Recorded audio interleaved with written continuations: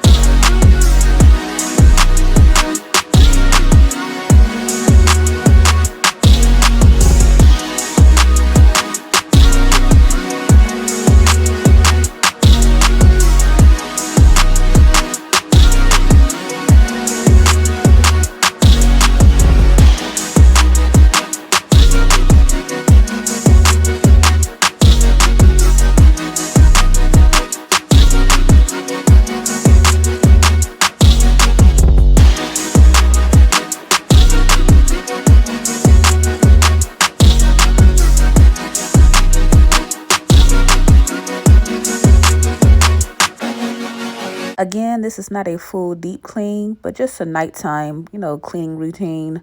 I do not like to wake up with, a mess. So I do tend to try to clean things as I go. So by the end of the week, I don't have a ton of things to do.